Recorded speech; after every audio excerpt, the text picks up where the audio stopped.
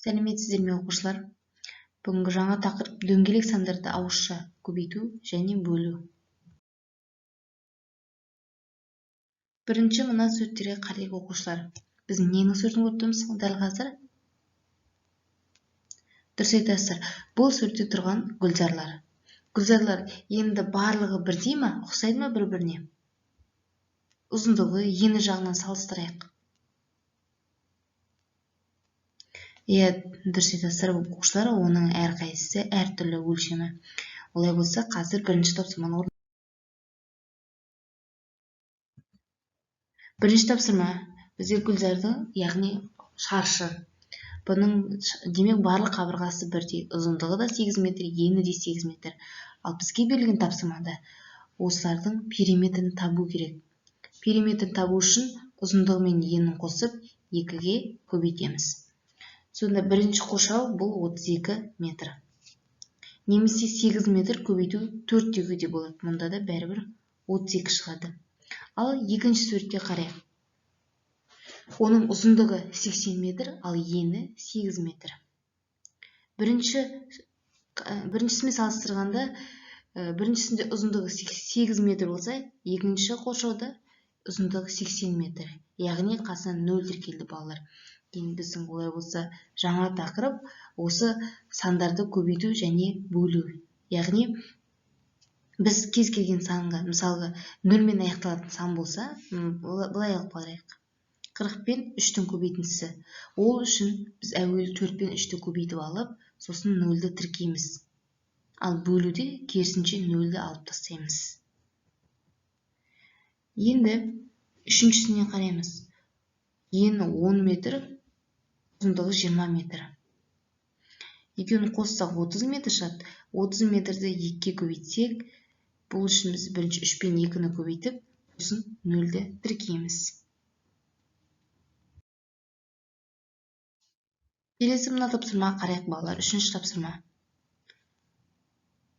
Айырмашылықтан табайық. Біріншісінде 30 пен 3-тің көбейтіндісі 90. Ол жерде 3 пен 3-ті көбейткен, сосын жанына 1 0-ді тіркеген. Келесінде 30 пен 30-дың көбейтіндісі. Ол үшін бірінші 10-дықтарды көбейтіп аламыз. 3 пен 3-ті көбейтіп 9 деп жазып аламыз. Екеуіндегіден 0-ді аламыз. 2 0-ді, яғни артына тіркейміз. Сонда 900 шығады. Ал 300 пен 3-тің көбейтіндісінде бірінші 3 пен 3-ті көбейтіп, бірінші көбейткіштегі 0-лерді көбейтіндінің мәніне тіркейміз. Яғни 9-ның артына 2 0 тіркеген кезде 900 шығады. Мына соңғысында 600 бен 200-дің бөліндісі. Ол үшін әрине мына 2 0-лерді алып тастаймыз. Бірінші 0-лерге қараймыз, салыстырамыз. Егер бөлгіште 1 0 болса, бөлінгіштен де 1 0 алып тастаймыз. Ал егер бөлгіште 2 0 болса, мысалы мына 200 деп отқанымыз, бұл бөлгіш. Бөлгіште 2 0 болса, бөлінгіштен де 2 0-ді алып тастаймыз. Сонда 600 бен 200-дің бөліндісі 3-ке тең. Келесі 4-ке қараймыз. Бұнда да солай. 23 пен 10-ның көбейтіндісі. Әуелі 23 пен 1-ді көбейтіп алды. Санды 1-ге көбейтсек, сол санның өзі шығады. Сосын мына 10-да тұрған 1 0-ді көбейтіндінің мәніне тіркейміз. Жақсы балалар, сабақты жалғастырайық. Олай болса оқушылар, бүгін мен сіздерге математикалық ойын есеп дайындап әкелдім. Бұл ұрылар мен кемпір ертегісі деп аталады. Бұл ертегіні бәріңіз білесіздер деп ойлаймын. Бірақ сонда да қазір мен сіздерге бір оқып берейін. Ертеде байлардың есігінде жүріп күн кешкен, панасы жоқ жалғыз кемпір болыпты. Жаз шығып, ел жайлауға көшкенде, сүйенер жоқ кемпір жалғыз сиырын ұрламақ болып ұрылар келеді. Кемпір, бұлар менің жалғыз сиырымды нысанаға алмақ болған екен. Мен де бұларды алдайын деп ойлайды. Сөйтіп, жалма-жан бір шелек суды сапырып отырып, мынадай өлең айтыпты. Сапырып-сапырып арманға бер, құйып-құйып алмасқа бер.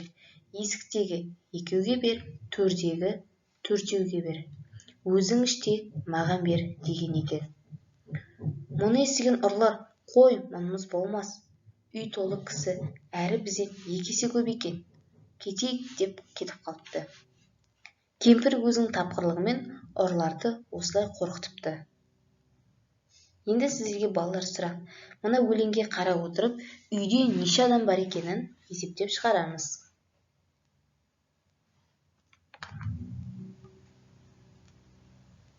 Дұрыс айтасыздар, үйдің ішінде 10 адам бар. Мұнда Арман біреу, Алмас пен 2 адам, есіктегі 2 адамды қосамыз, төрдегі 4 адамды қосамыз. Сонда 8 адам, және кемпірдің өзімен өзің іштен маған бер деген екен. Сонда барлығы 10 адам бар. Бүгінгі сабағымыз түсінікті деп ойлаймын. Балалар, сау болыңыздар.